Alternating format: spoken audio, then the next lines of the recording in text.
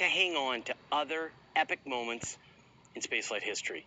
I vividly remember watching the first launch of the space shuttle when I was 9 years old. And I remember when NASA's Voyager spacecraft swept past each of the outer giant planets in the solar system: Jupiter, Saturn, Uranus, and Neptune.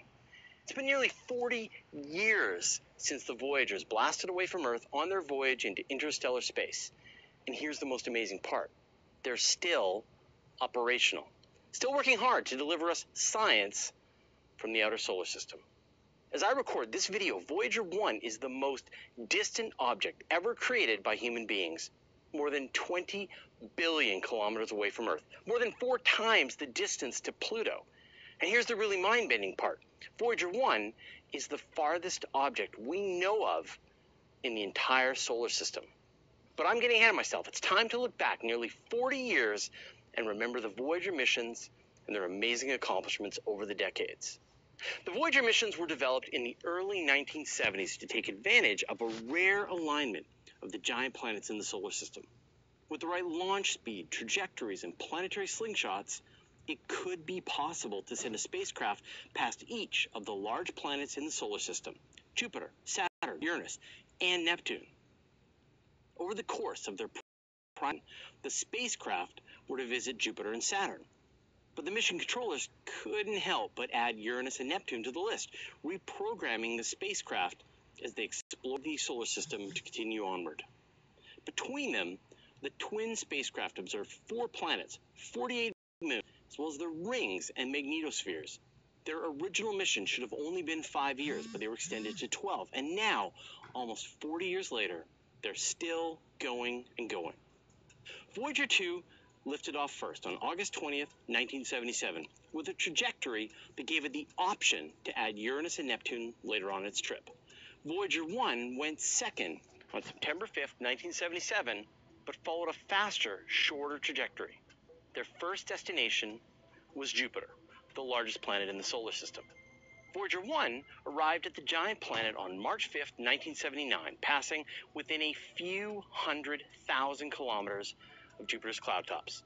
It observed the incredible storm systems in Jupiter's upper atmosphere and helped to discover that Jupiter, like Saturn, has a ring system. Perhaps the biggest discovery at Jupiter was with its moons. The Voyagers discovered that Jupiter's innermost large moon, Io, has active volcanoes, spewing lava high into space. The first time volcanism had been seen anywhere else in the solar system. They observed cracks on the surface of Europa and Ganymede, indicating that both worlds have some kind of subsurface ocean beneath an icy crust. Between them, the 2 spacecraft took more than 33,000 pictures of Jupiter and its moons.